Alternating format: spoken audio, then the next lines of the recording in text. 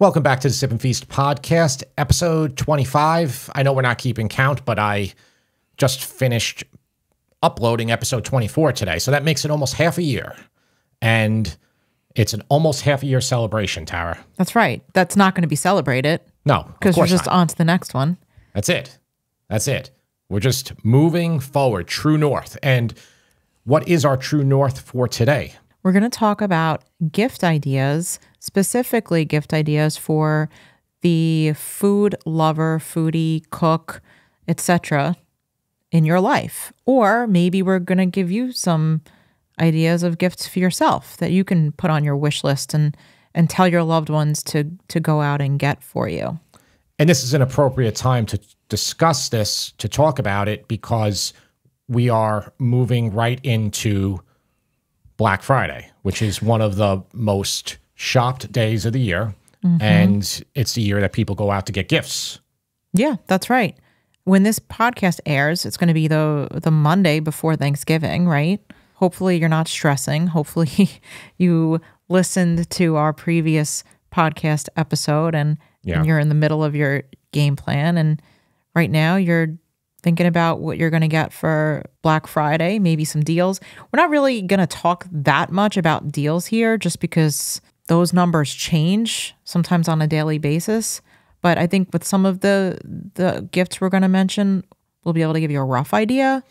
So we're going to go back and forth between a Tara pick and a Jim pick. Tara, what is your pick? And these aren't in any particular order. Yeah. So a lot of the items that I have on my list of good gift ideas were actually items that we found and used when we stayed at that Airbnb in the summer. The Airbnb that we stayed at in upstate New York in the Catskills had a gourmet kitchen for a professional chef, right? Yeah, oh yeah. With every type of gadget that you could imagine, right? And I can't wait to go back to that place. I know.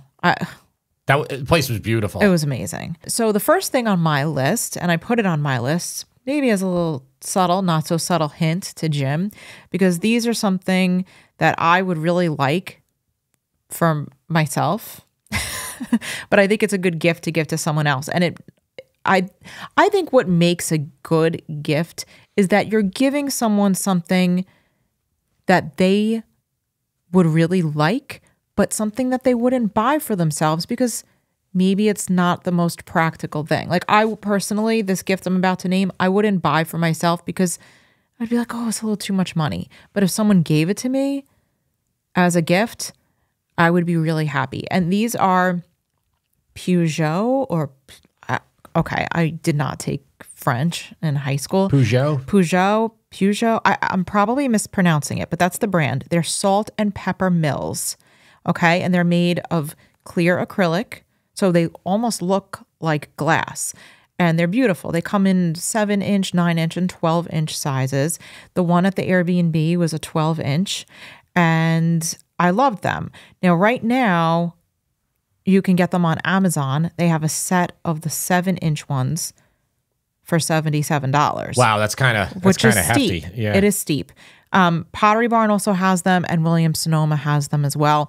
Of course, if you're going to go up to the 12-inch ones, that's when they get a little bit more expensive. But again, this is a gift idea, not something you necessarily would just be like, oh, I'm going to go out and I'm going to buy this for myself. So they're just made out of acrylic, and they cost that much? Mm-hmm. Acrylic is a cheap product. I used to actually work with this stuff when I was all into the woodworking. So I would buy sheets of acrylic, different thicknesses, to make jigs. So like woodworking jigs. Mm-hmm. These are like tools you make to help you assist you in cutting and stuff like that. And they can be milled like very accurately. So that's why that these companies are milling these probably big chunks of acrylic. But, you know, part of the cost there is the actual mechanism, the pepper grinder mechanism, because I used to be into woodworking again. So you could do make a pepper grinder on your lathe, and you would have to buy the grinder. So it's a ceramic grinder, and those were always kind of expensive. So that's part of the price there. Mm-hmm. I remember using it at the Airbnb we went to. I thought it was fairly high quality. Did it feel high quality to you? It did. The quality felt great. It felt better than the one that we have. I forget where we got ours from. Not the wooden one. No, the wooden one we have is beautiful. Yes, A gentleman on Instagram made it for me. I'm not talking about that one because that's the one you keep in the Sip and Feast kitchen. That one's beautiful. He did that on the lathe. The one that I have in our main kitchen is, I don't know, like probably off of Amazon or something like that. And it's just, this felt nice. And I feel like this is more of a statement piece. Like I would put out these salt and pepper mill on my dining room table at a dinner party, and they're just beautiful. That's why I like it. They're pretty. No, that makes sense. I think that I don't really see the utility in a salt mill. I like to, pinch it, like to grab it, like to hold it. Jesus. Okay, you're talking about salt, all right? Let's just clarify that. That's what I like. Okay. As far as the pepper grinder, yeah, I think that's a good gift. I can see how you're saying that people wouldn't want to drop that money on themselves. That's right. So I agree. Great pick, Tara. Thanks. Okay, what do I got now? Ooh, I love my pick. Now, these aren't in any particular order, but if you're a fan of the channel, if you've been watching the channel for a while, you know my love affair with a 14-inch stainless pan. Now, maybe a year after I started, I went to, it's a very heavy one. It's made by a brand called Vigor, and you can get this on webstaurantstore.com. So webstaurantstore.com is a restaurant supply store, and it's where I buy a lot of products. You could get like 50-pound bags of flour. You can buy any type of container to hold your flour. You buy 50 pounds of flour, where you're going to put it. I've purchased a lot of stuff from there, and I did purchase that pan from them. It has a very heavy bottom, flat bottom, so you could use this pan on not just your gas or electric stove. You could also use it on your induction stove, which, if you have induction, you know that not all pans can be used on there. It has a safety handle because you don't want to be trying just to hold it from one end. It is welded. It's not riveted. And I actually put a very similar model made by Winco. I put in our Amazon store, and that one has rivets. So it's identical to the Vigor. It just has rivets. Recently, in the newer videos, you might notice that I have a Maiden pan. So that company gifted that to us, and people keep asking about it. I don't even think it's sold on their site, right? I don't know if it's available on their site yet. Yeah, so that's a good pan I don't too. know. That's a good pan too. They're all good pans. All three. The reason I'm saying all three brands, they're all good, and there's really not that many other brands that do a 14-inch stainless. You can get an all-clad, but that's a $300 pan.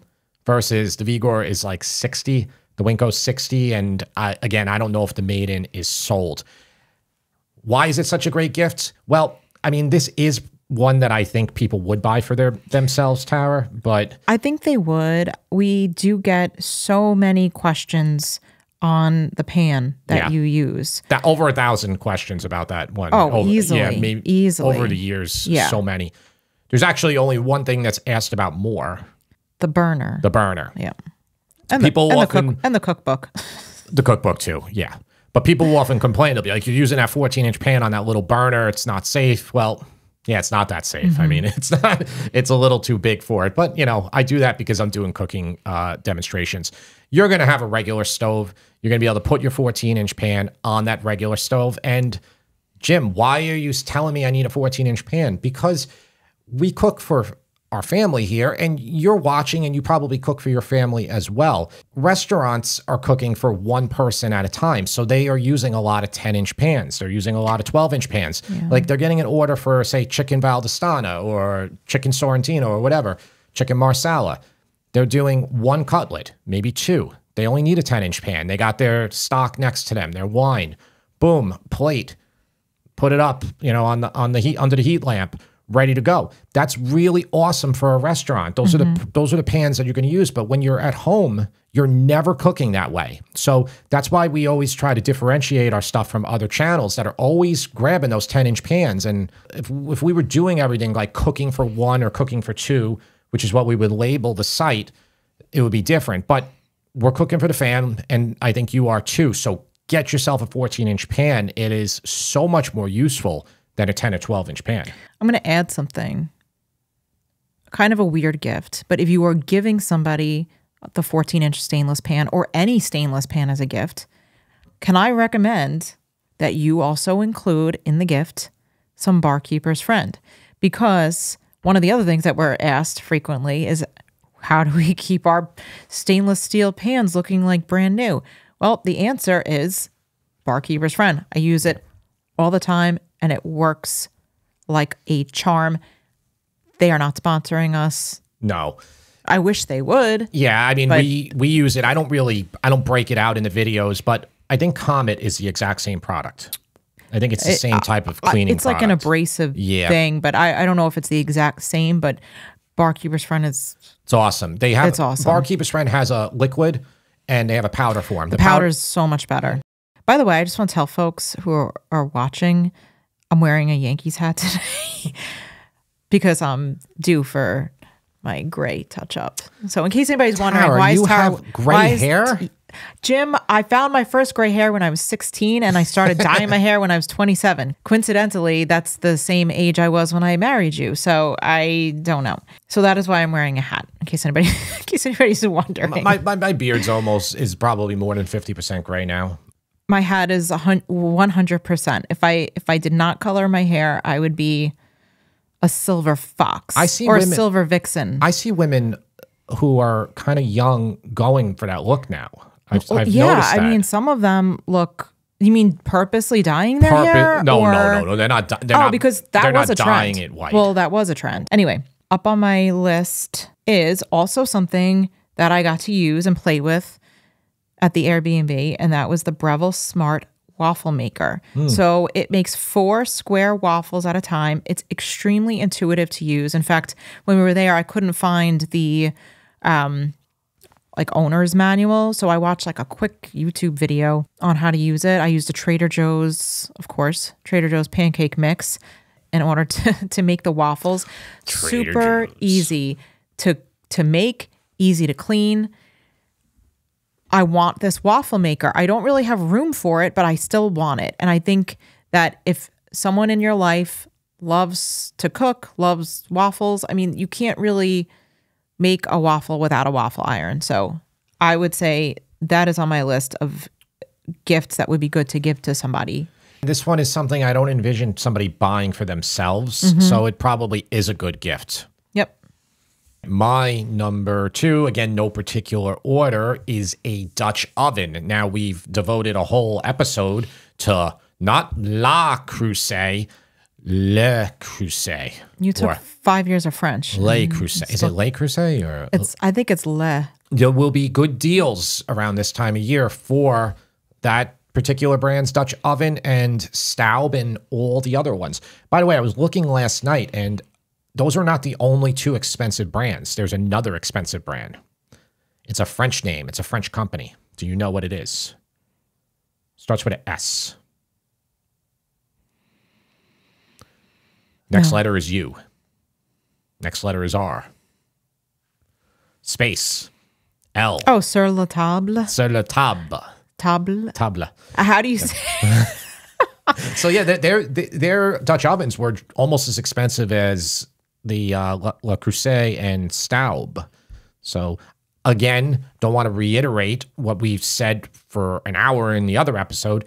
You can absolutely use other brands. We don't have any of those expensive brands, and I don't think I've ever ruined one. Again, I said maybe I ruined one in the past, but no, you're not going to ruin them. They're all pretty good as long as you use them appropriately. So I say get a Dutch oven. I like a 6.5 quart. I think it's the most useful. I think a 5.5 quart is a little small. The next thing on my list, I actually meant to mention when I was talking about the Breville waffle iron, and this is kind of like an alternative option for if you have kids or grandkids or nieces, nephews, whatever, who like cooking, Target sells a mini waffle iron by Dash. I think Dash is the brand name. And actually, Sammy asked for this a few years ago when she got one. And it's really cute. It was only like $13. And it's great for kids who want to just make the mini waffles. That's a good idea. Yeah. So and it's inexpensive. Okay. So that was supposed to piggyback off of the Breville waffle maker. So now I'm going to go into my next pick, and that is the Breville Barista Bambino espresso machine. What's up with Breville today? So that's the only other Breville item on my list. And I actually own this espresso machine. Jimmy gave it to me for Mother's Day, right? And it's wonderful. You made a great latte today. Now, I think a lot of that was the coffee that you used, but go on. I think it was the coffee. I also recently just got a funnel to help get the coffee grinds or the coffee grinds into the portafilter. Portafilter. You don't know what that's called? No, I do. I'm drawing a blank. The portafilter.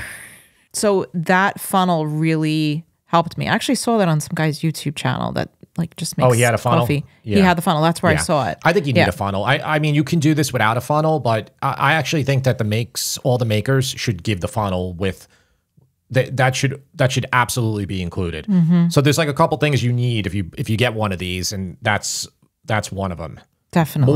More than the, what is it, the WT tool, right? That's what it's called, WDT tool. Yeah. I actually didn't use that tool today. Tara's been doing well with it, but I think the main reason she's been doing well, and again, it's all about the beans you use, how long they've been out, potency, how much they've been roasted, is a lot of different factors that can end up resulting in the richness or the lack of crema that you have, and all the problems that you're going to have with it. A lot of that is a factor of the beans, and that's why I think a regular coffee shop, they have a lot of things systematized, so they know exactly.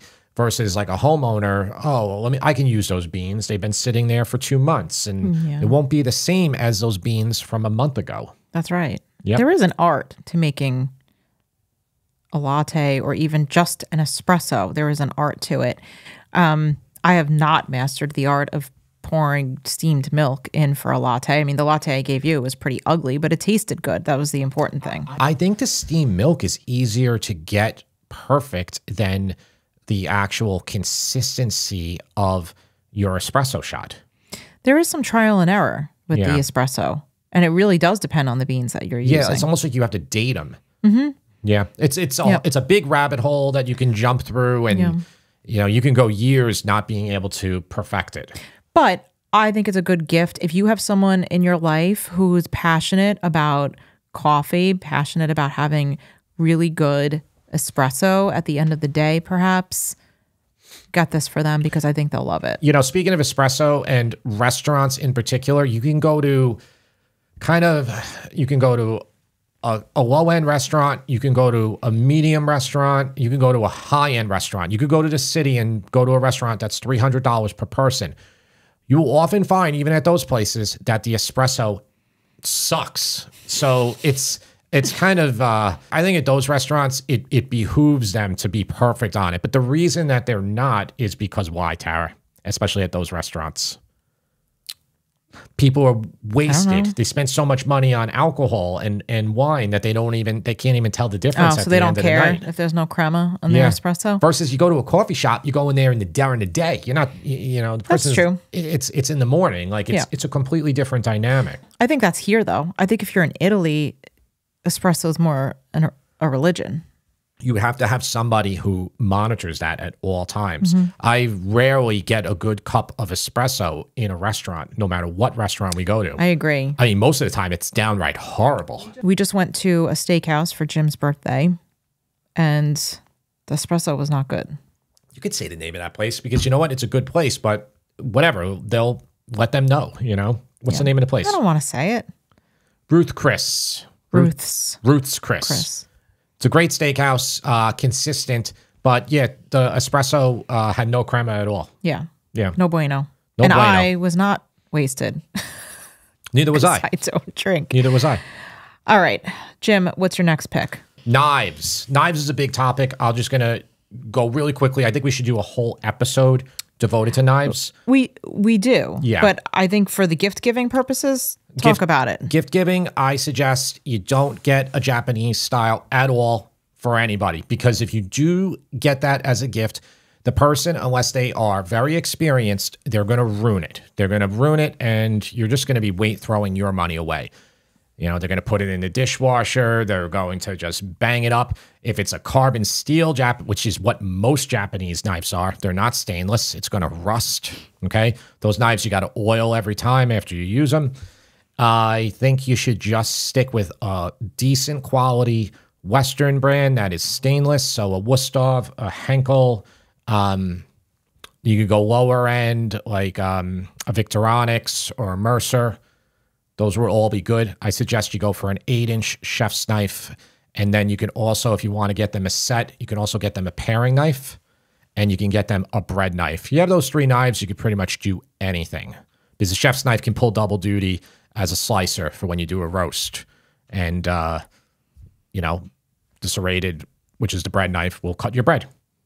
Why don't you do your next one? Because your next one also goes hand in hand with my next one. But I want you to talk about yours first. Okay, so the next one is a salt box. Now, I spoke about it before. I like to grab and pinch and toss my salt. And I think that's what all cooks or chefs like to do. You get better feel, so you know how much salt you're putting on your food. I don't like to sprinkle my salt out of a salt shaker. Every time I go to a diner and I do that, I'm always like, because I was that kid when I was young, like, You didn't. a couple times, or I witnessed people doing it. They would, so disappointed. they like unscrew the cap, and then like you'd go to put your salt on your food, and You the whole really thing. did that? No, it was. You know what? I think I was a witness to it, and that's pretty much my life experience. Always witnessing, kind of like the dumbasses around me doing stuff, and me not having the courage to like tell them not to do it. Mm-hmm. You know what I mean? Yeah. I had some of those friends, and it's a tough thing when you're young. You can't be like a goody two shoes around them all the time. Yeah. It's hard. It is. Sometimes they would switch to salt with the sugar. Oh, That's a very common one. Like put like NutraSweet. terrible. Remember like when you were young and you would go to like the diner and they would have all those NutraSweet packets and Equal. Yeah. Whatever happened to that? That's they don't put I think that. like it's Splenda now, right? Because NutraSweet and Equal Yeah. are, I don't know. So like they would cancer like pour causing. that into the salt thing, and I don't know, like it's like their master plan. They got to wait like a week later for some guy to be sitting there like putting it on and being like, "Oh, honey." Yeah. So your salt box. Salt box is a great tool. I mean, I have 3 of them. So I have actually 2 of them. So one of them is for just salt, and then I have another one that is for hot red pepper and finely ground black pepper. It really should be a little coarser. Yeah. But I like that because sometimes, like, I got stuff on my hands. I like to just reach in there, grab it. It's an easy thing to do. I probably could use a third one for flaky sea salt or the Yeah. Malden sea salt, like one of those type of sea salts. Yep. Very cheap gift. I think you should get those as gifts for someone for the cook in your life. They'll love it. I agree. And the one that you use on the channel, the main cooking channel, was a gift from my mom to you from Wegmans. My mom lives in Pennsylvania, so she has a Wegmans right near her. We're getting a Wegmans soon, sometime on Long Island. But if you don't have a Wegmans near you to pick up one of those, they do Amazon. have one on Amazon. There's a lot of them in the shop. There's a lot of them. There's yeah. a lot, and I've seen them at other stores too. I'm trying to remember where I saw one more recently, but they're pretty good price. They're not. We'll be linking everything down Yeah. in the description below. Also, the shop, you can see it, or you can just Find it out on your own. Find it yourself. To go with the salt box, if you're going to give someone a salt box, I had on my list a bucket of Malden sea salt. And again, the person who owns the Airbnb where we stayed, she had a bucket of the regular sea salt and the Malden smoked sea salt. And you used that on the night we had steak there. And the smoked sea salt was just so good. Yeah. So if you're going to give someone a salt box, consider giving them the Malden sea salt as well. Yeah, that's great salt. There's other ones that are high-end salts. I actually been making the switch to Diamond kosher salt lately, Tara. That's right, because you like it because it's a little bit It's airier. lighter. It's lighter. Yeah. It's I do agree with the a lot of the literature out there online. It's harder to mess up your food with that type of salt. That's right. It kind of just like floats in the air as you do it. Jim, what's your next one? Okay, next one I have is an end grain cutting board. Great gift, can be very expensive. Again, woodworking shop that I had, I made a few of them in my life. They're hard to make. You need a lot of wood. You got to do multiple glue ups because you're gluing up the long grain next to each other in strips. Then you're cutting it all on your miter saw or a sled on your table saw, and then you're turning them over. You're flipping the end grain up. You're re-gluing it, and then you're running that through. If you have a big drum sander, don't ever put it through a planer. That thing could shoot back at you and be a projectile. Or you're like using a router sled, and if you don't know anything I'm talking about, I understand. But it is a lot of labor. That's why they cost a lot, whether you buy them on Etsy or you buy them from Amazon, from any seller. And in my experience, a cutting board, you really don't want a cutting board under about an 18 by 12. Anything smaller than that, your food's all just going to be falling off the edge. So an 18 by 12 end grain cutting board, that's a 1.5 inch thick board, it's going to be about $400. But the thing about an end grain that makes it so awesome is, remember, it's the end of the wood. So it's like all these lines that if you were to look at it, looks like straws pointing up. When you put your knife in it, it's like self-healing. So your knife goes in it, will enter, you remove your knife. Day later, it's like barely any mark there. That's so cool. Versus like a long grain, edge grain cutting board, you will do a lot of damage to that board. But there's nothing wrong with those boards. They're fine too. Also, an end grain that's made correctly will resist any warping, provided you're not a dumbass and put the cutting board in the dishwasher. Okay. Yeah, don't do that. Don't be a dumbass. Okay. Up next on my list, I actually have two things that I'm going to mention together because it could be like a gift that you give in one package. I found this coffee mug warmer on Amazon. It was $25 when I saw it. And when you like make yourself a cup of coffee and then, well, for us, we will bring our coffee up to the office and then, Jim will start talking to me. And then 20 minutes later, my coffee's cold. And I'm like, oh. So if I would have had this. You got your. I got my little dig in. Keep going. Okay. Keep going. So if I would have had this coffee mug warmer, my coffee would still be nice and warm and I'd be able to enjoy it in a hopefully peaceful environment. The other thing that I was going to mention to go along with that, and this is a company, they actually did sponsor us a while ago. I don't even think we have a code for them anymore or at all. No, we don't. But the company is called Cometeer, and you can give it as a gift to somebody, but basically they're sending you, I think it's like 3 or 4 boxes or sleeves of coffee capsules or pucks. So it's not like a Keurig where it needs to be brewed. What they do is they will portion a little bit of concentrated coffee and then it's flash frozen, right? And then it's shipped to you. And then it's shipped to you on dry ice. So you put it in your freezer until you're ready to use it. When you're ready, you take it out of the freezer, the little capsule, and then you add it to a cup with hot water, boiling water. And it's I like it. I think it's really good coffee.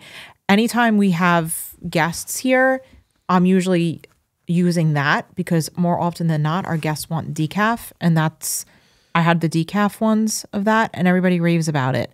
And it's easy to use. Yeah, it's a good product. I don't know if it's a good product, a good idea for a brand. I mean, what do they got to ship that on a a truck that's a frozen truck. I mean, like, Yeah, it's I kind of don't. crazy when you I think mean, they about ship it. I think they ship it on dry ice, but it is frozen I mean, when so it they comes must to need you. they must need a ton of dry ice, and they have to ship that, and it almost just seems that it's like you're paying for a lot of that shipment cost, and it is a more expensive product than, say, a Keurig. It is, but it is Yeah. cheaper than going out and buying a cup of coffee every day if that's what you do. But anyway, it's something that I think is good to give as a gift. It allows someone, you can get, a multi-pack of it. It allows you to try a few different Yeah. types of coffee. And I think it's just a good gift to give to somebody in your life that likes coffee, and you can give it to them with the coffee warmer. This has got to be my number one. And if you're a fan of the channel, you probably already know what I'm gonna say. The Meat Masher. This thing is amazing. Yes. I mean, this thing is just so good. Let me tell you something. For a long time in the comments, when I would be struggling to mash my meat, there would be people saying, Jim, you got to get a meat masher. And I would be like, yeah, I don't need it. I'm going to use my potato masher or my wooden spoon. They're like, Jim, it's this plastic thing that looks like a star. And I was like, oh, what is this? This person's, thinks I don't know what I'm doing. So finally, this woman sent it to us. She's from Long Island. She sent a gift, and she's like, just use it. Just try it out. Let me tell you, this thing's a game changer. It is. I mean, It's I should so be like, great. remember that Sham Wow guy just like hawking stuff on TV? I should be the guy like selling the meat mashers on TV, because that's how much I believe in this product. I mean, it's an awesome product, and there's a lot of brands that make it. I don't think there's a patent on this. You can I think buy. Farberware is the one We have maybe, Farberware, maybe. Yeah. It's like, it's heavy. It's a little heavy at the end of it. It's a star pattern. Basically, when you push down on the meat that's in your pan and you just do a little turn, it just breaks it up so easily. It's really good I've used it when I made chili. So when you need to break up the ground beef, it's so good for that. Awesome. Yeah. It's like $10. Yeah. Buy it. Buy like 5 of them and gift them out to any cooks you Yeah. know. And just tell them, be like, listen, Bob, you better. You keep going after Uncle Bob. Bob. Is Bob the only name you know? You're like, Bob, you better use this. Don't put that in your drawer, Bob. When I come back to your house 3 months from now, and if I see that thing not opened, it's going to be problems. All right? So you tell Bob, you open the package and make chili.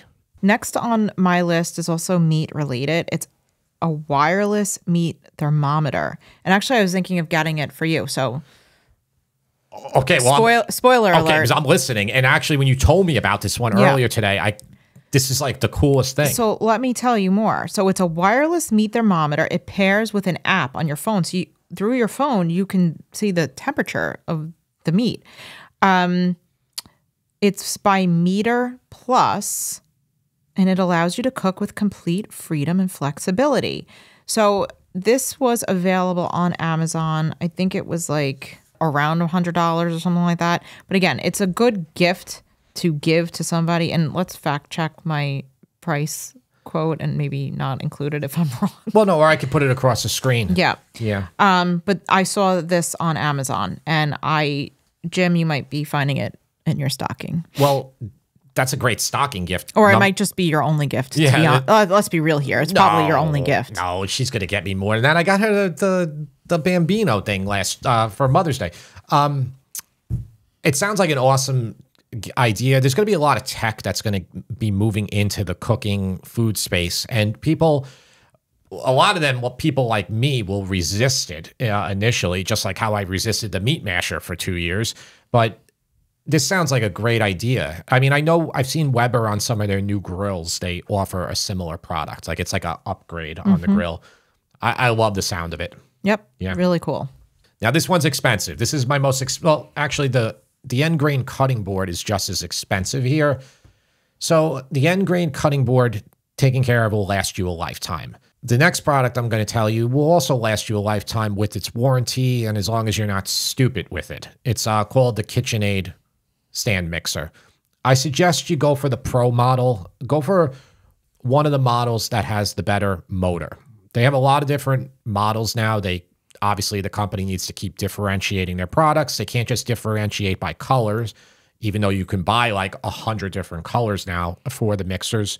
Some of them have a thing where they pop up, which is really nice. But in my experience, the ones that do that have the weak motor. The stronger motor ones are the ones that have the attachment that like pushes up and it just locks in. You know, making pizza dough, baking, bread making, it just makes your life a lot easier. That being said, every bread and dough recipe or anything I've done on the channel has always been done with my bare hands to show you how it can be done. I'm just telling you though, especially if you're going to make like, say like 20 dough balls for pizza, it's nice to have the KitchenAid. I love it. And what do I mean by stupid? Just don't overload the thing. Read the manufacturer's instructions, because if you overload it, you're going to strain the motor. You know, there's warranties on it, obviously, but you know, it's as long as you're smart, the thing will work for a long time. Yeah. Because think about it, it's not like you're running a bakery. You know, if you're running a bakery, you're not using a little KitchenAid mixer. You're using one of these industrial machines that cost like $20,000. Yeah. And actually, Costco usually has a good price on the KitchenAid. That's right. Right? That's where we got it. That's where you got Yeah. mine. You gave that to me as a Christmas gift, I don't know, 6 years ago, 7 years ago. And it works perfectly. Yep. Love it. Okay. Next, I have just a few quick things. Actually, one of them is kind of like more tech related. Jim, you said tech is going to be coming into the food space. This is an in-home garden by AeroGarden. It's on Amazon currently for $117 for the regular and then $59 for the slim. It allows you to grow herbs and salad greens inside the house. And it comes with like seed starter kits. But I don't know. I think it's hydroponically too. No, it sounds good. I mean, I just wonder how big it is. That's the thing. I think you could just go make your own and make it as large as you want. Well, you can, but this is for inside. So Well, you for can make people your who own have with well, plastic. for people who have limited space, Yeah, though, I think yeah. it's good for that. Yeah. Which we did get a lot of questions on. You That did? That people have. Yeah, people don't have a whole lot of space. They don't have a terrace or anything like that. What do they do? So I think this is kind of a good solution for that. Again, we haven't used this product, but it seems to get good reviews. Two more quick mentions before we move into questions. Another thing I saw, kind of a good stocking stuffer gift, is called Foodie Dice. These were on Amazon. It's kind of like a way to, if you can't decide what to eat, you roll your Foodie Dice. It has, you know, a protein, cooking method, grain, carb, herb, and a bonus ingredient. You roll the dice, and the dice tells you what you're going to make for dinner. I think that's a cool idea. Almost like Chopped, but with dice instead of I really like the that ingredients. I thought that was cool. And then another one, this was kind of interesting. This would be for, you know, a lady in your life who Ladies. maybe enjoys quirky type of jewelry. These were earrings that were shaped like farfalle, and they had pearls in them. They were kind of cute. And then they had Bellini earrings, you know, like with the caviar. Yeah. And then they have earrings that actually look like a whole bunch of black caviar. Bellini or beluga, right? It's beluga. It's Bellini is with, I think Bellini is when the caviar is on top of the, what is it? It's called The Bellini. cracker? It's like a little pancake Yeah. thing. Yeah. That's the Bellini, I think. Yeah. Am I right? Honestly, Hold I'm on. so ignorant when it comes to that. I shy Yeah, away we- from buying $200 cans of caviar. We'll eat sushi, but honestly, I don't think I've ever had caviar in my life. But anyway, Actually, the sushi place, he sometimes uses it on a couple pieces. He puts a little bit of that on that's there. right. Yeah, so Bellini are like the little pancakes. That's what the earring is shaped like. It's shaped like like a Bellini with a little bit of black caviar on top of it. I have been educated. I think it's usually got. Does it have like creme fraiche or stuff? Oh, yeah, creme fraiche. Is that what's usually on it? Little creme fraiche. Yeah. So here's a picture with smoked salmon. That's right. Yeah. Okay. So it kind of looks like that. Anyway, that is from a website called Cheffany. And we'll put the link below. But I thought that was kind of cute. They also have farfalle shaped barrettes to put in your hair. All right. Kind of cool if somebody is into wearing food. Yeah, or get a farfalle nose ring. Yes. Okay. Any other? By the way, I want to talk about that. You know, it's you all the things that you think maybe you're watching here. Maybe you like us, maybe you hate us. I don't know. The one thing you'll notice about me that is different than pretty much all the other creators is what, Tara? You don't have any tats or piercings. None. When I was young, I got one earring in my left ear, and it didn't take. And that was it. I think there's a lot of people our age that don't have the tats. I think the tats are more indicative of like mid-30s than mid-40s. I think like a full sleeve type of tattoo is more of a millennial thing. I think, or the knuckle tats they do too. Yeah, the millennials. that's I think that's more of a millennial thing. I think for our generation, if someone had a full sleeve of tattoos, they were more like associated with being like badass. Yeah, I remember kids. We have the tribal bands. Remember that they used to do that when we were young. That was what they would get. Yeah, the tribal tattoos were definitely a thing for our generation. I saw something recently. I forgot who it was, but actually, I think it's this guy. I follow him on Instagram because I don't use TikTok, but his name is Corey Dior. He usually says like funny things. It's almost like Deep Thoughts, if you remember Deep Thoughts by. I know who you're talking about. Yeah. So he said something once like, back in the day, having a full sleeve of tats meant you were like a biker in a gang. And he was like, nowadays it means that you are a 5-star Michelin chef and you make a very nice duck pate or something like that. He said it a little bit differently, but it was so funny because it's so true. Like, yeah, now it's like the people in the bear. Like it's like in the kitchen. Like it's just it's emblematic of how a kitchen is now. It's just a bunch of guys with tats and bandanas. You know? Yeah. That's it. Like you don't see a lot of people that don't have tats. Yeah, that's true. I read an article recently. I think it was in the New York Times. They said that there's more tattoo removals than has ever happened. So a lot of those same people, that millennials and stuff who are getting a ton of tats, they're having them removed and getting different ones. So it's almost like it's not as permanent anymore. Yeah, like you go into thinking, oh, I can get this, and if I don't like it in 10 years from now, I can get it removed. Invest in the tattoo removal companies. That actually sounds like a really good investment. Anyway, that's as much investment advice you're going to get from Sip and Feast. All right, Jim. The first question comes from Joseph. Joseph says, I use tomato paste in both a tube or from a can, depending on how much I need. If it's just a small amount, I'll use the tube so I don't waste, even though I know the cost or ounce of the tube is excessively high. Curious though, when the tube says double concentrated, does that imply that I might need half as much? Cento says on their website, when substituting for a recipe that calls for traditional canned paste, follow a 1-to-1 or equal parts substitution. Double concentrated tomato paste provides a more robust flavor than that of traditional tomato paste. Now that's all a quote from Cento. So they say to use the same amount, but that it will be a more robust flavor. Seems a bit contradictory. Wondering what your thoughts are here.